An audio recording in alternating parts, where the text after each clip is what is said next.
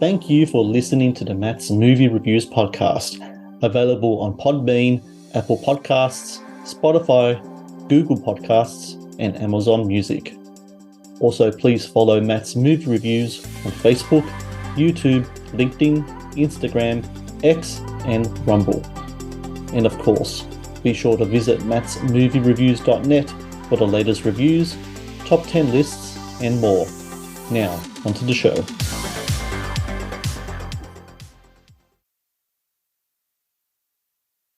I am Dr. Nandor Fodor. The world's foremost parapsychologist. I am not a skeptic. This is the strangest case I have ever encountered. A family living in a farmhouse claim a talking mongoose lives in their barn. Creature's name is Jeff. What do you think about it? A talking mongoose. The Irving family are peculiar. Did you observe this creature? No. No. I did hear it. We are going to the Isle of Mann. I have almost 20 years of research in this field. You're here to see Jeff. Is the creature here? Well, because we can't see him, doesn't mean he ain't here. I see. The daughter is a ventriloquist. Dr. Fodor has a tremendous skepticism indeed. This is an inexplicable farce. I'd say the wee rascal's probably watching us right now. Everybody on this island has their Jeff story. Tell me yours. You and I both know there ain't no Jack.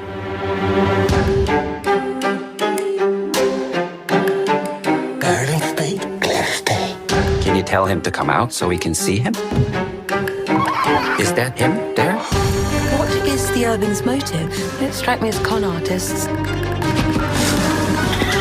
We hear with our eyes as much as we do our ears. These people are lying. I think he exists. I'm certain of it. Just show yourself. I mean you no harm. Please. Jeff! Just show me that you're real. Dr. Fodor, here's a call for you. It's from him. Hello? Tomorrow I shall let you see me.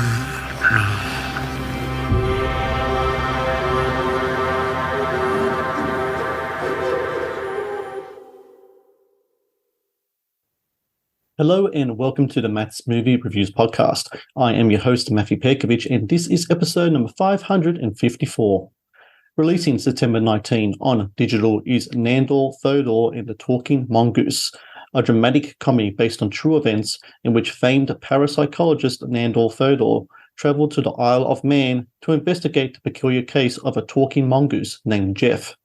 Starring Simon Pegg, Minnie Driver, and Christopher Lloyd, Nandor Fodor and the Talking Mongoose is a fascinating exploration of belief, mortality, and purpose. And joining me now is the film's director and writer, Adam Sigal. Adam, how are you today? I'm doing well. How are you? Congratulations on 554 episodes. That's great, man. Well, congratulations to you on the movie. Last time I spoke to you was in regards to Chariot, and that was way back in episode, I think, number 400 something or other. Oh, wow. I like it. Yeah. So we've both been very busy in that time. Yes, sir. What's really interesting about this movie is that, history has so many stories about strange and supernatural occurrences. I never heard of anything like a talking mongoose before. I'm curious in regards to yourself. What is it about this story that really spoke to you as a filmmaker? Something that you really wanted to just dig your creative hands into and kind of explore? Because it's not only is it a fascinating story, but it's a story that, even though it's about a talking mongoose, it's one that's profoundly human in its spirit and in Sure. so many other essential ways. I'm just curious about what was it about it that spoke to you in regards to that. Yeah, I mean, partly the strangeness of it and just like the talking mongoose, like what, and the aspects of it that are just so inexplicable are what appealed to me, and just so baffling and frankly unnecessary. I've obviously done the deepest of deep dives into this whole story, and I heard about it about 10 years ago and I knew I wanted to write about it, but I didn't have kind of the framework until I sort of peripherally witnessed a very strange sort of religious occurrence happen with someone that I knew. And that was when I kind of married the narrative. But the aspect of this story in particular that fascinated me was just the pointlessness of it. But the pointlessness that this family till their dying days espoused that this was true.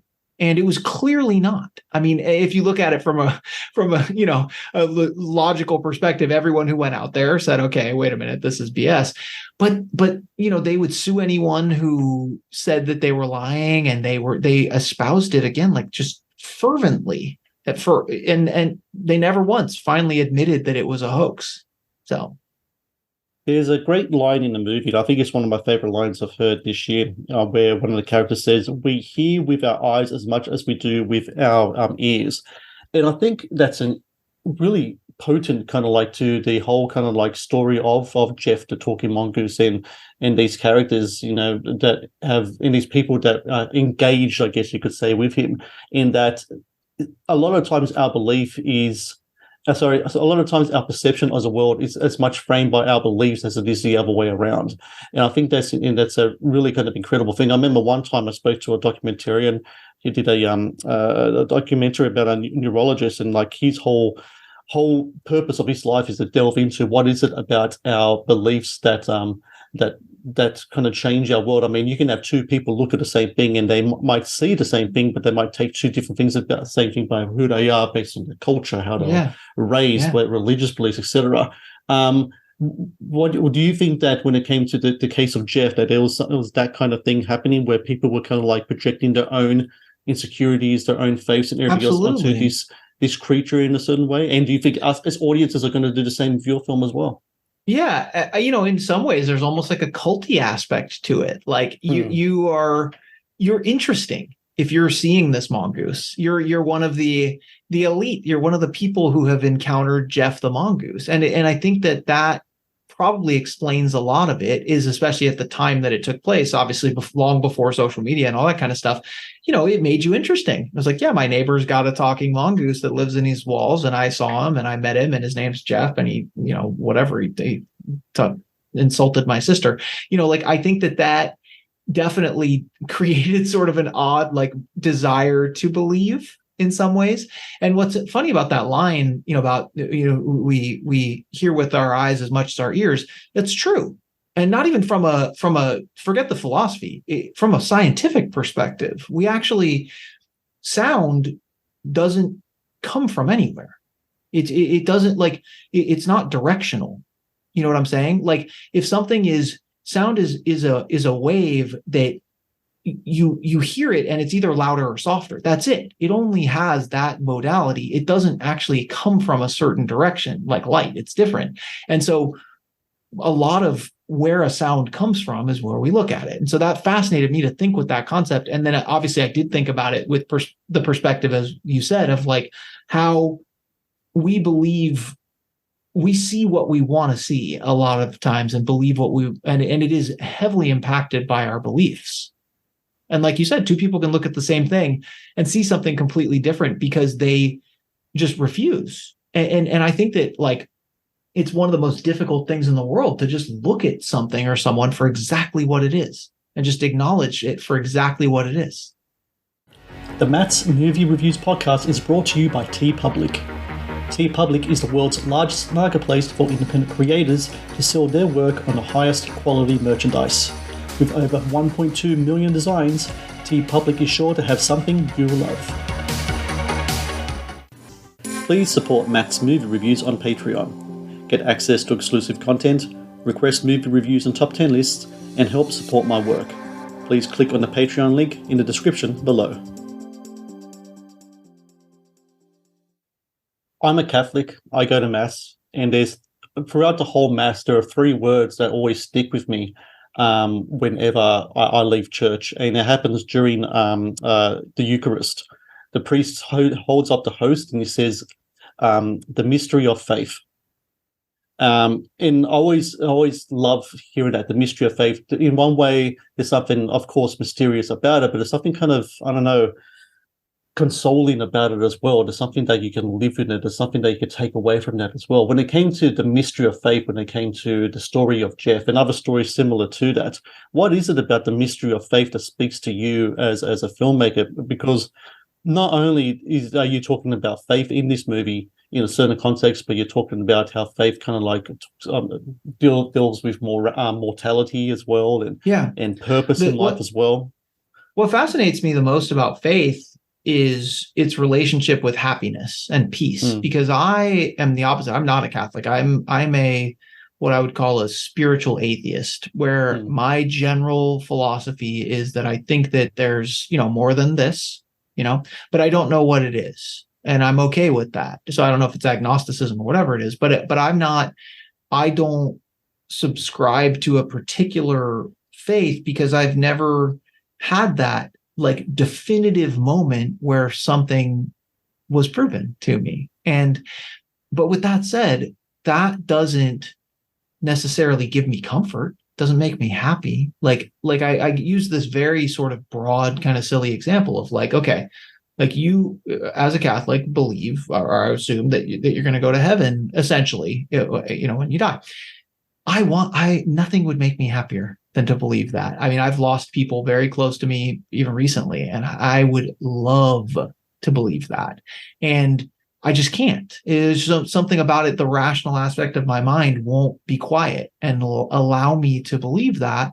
But that doesn't contribute to my happiness. I don't sleep better at night not believing that. And so that's what fascinates me about faith is if I view faith as humans almost tricking themselves into believing something that can't necessarily be proven, I don't necessarily think it's a bad thing, because if the ultimate goal of humans is to be happy and that helps, maybe that's an answer that I just haven't quite found for myself yet.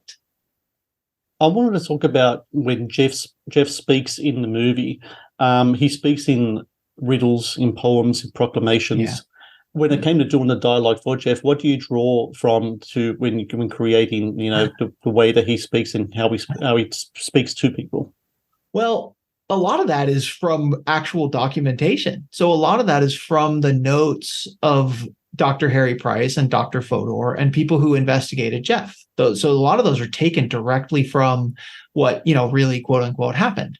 And so when I looked at a lot of the stuff that these notes of things that Jeff had said, quote unquote, like I started to develop this sense of Jeff as a very eloquent, well-read mongoose, And so the stuff that I wrote for Jeff, I tried to maintain that sort of very learned perspective. And he quotes Lovecraft, and he, has some very just poignant questions and observations about, like you said, life and death and faith and all these things. And so I kind of tried to mix it with the real quote unquote, stuff that Jeff had said.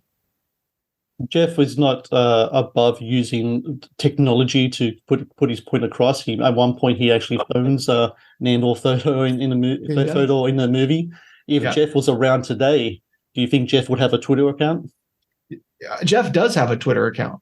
Oh, interesting. Yes, you could go, and Jeff does have a Twitter. He had it before I even made this movie. So yeah, he's definitely active on social media to an extent. He does have a Twitter account.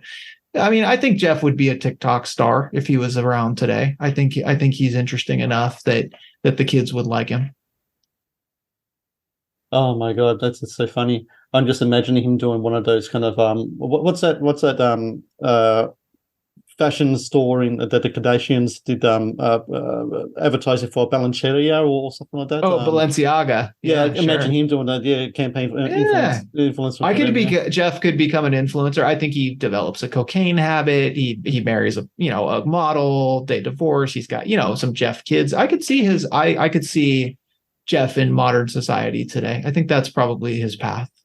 Yeah, he gets sober, he releases autobiography, becomes a movie, stars as himself. He starts like a cult. He embraces his own sort of he goes back to his roots. He starts wearing a white robe like Jared Leto. He starts the cult of Jeff back on the Isle of Mann. I think this could be the sequel, actually. Yeah, Netflix do a 4-part series on him. Yeah, absolutely. The Jeff story. Yeah. The Jeff story, yeah. Final question. In this movie, there's a part at the end where Simon Pegg's character of Nandor talks about why we write. Why do we do the things we are as human beings? Why do we communicate in the way that we do as opposed to other species here? And maybe we can reflect as a why do I do the things that I do, and why I cannot tell it through words. Oddly enough, I can say it through feeling. Why is it that we write? It's something that's within me that I need to express myself, whether it be in a review or in writing something in my kid's birthday card. It's the same type of exploration. When it comes to yourself, Adam, why do you write? Why do you think that you kind of will need to express yourself in this kind of way? Why is it that filmmaking and screenwriting and writing in particular is your way to kind of express the things that you want to say to the world? I think there's a couple of reasons. I feel like I have probably learned more and been more deeply impacted by books and film than any other quality in my life. I would say that my personality and my life and my decisions have been shaped more by films and books and everything than anything else, as sad as that may be. And so I understand and respect their power. I understand the ability of a film in particular to change somebody's mind. And I have no motive with regard to what I want people to think. I'm not that filmmaker. I don't make movies to try to push a certain narrative or something. I just want people to open their minds a little bit and be willing to consider cultures or concepts or whatever that they may not otherwise. And so I think that's probably my biggest reason, is just to make people think, and feel a bit, because I've also felt more deeply in movies, and movies can evoke real emotions in me, and that's what I want to do for others to an extent. So for everyone out there listening, September 19, open your hearts, open your minds, open your soul to the Book of Jeff, Nandor Fodor, and the Talking Mongoose. I really recommend people check this film out, because not only is it a film that touches a lot of subjects that are really kind of intimate to us as a human condition, but it's also a beautifully made film as well. The photography, the production design, the locations, and the performances as well from a really terrific cast. And Adam Sigal, I want to thank you so very much for your time today.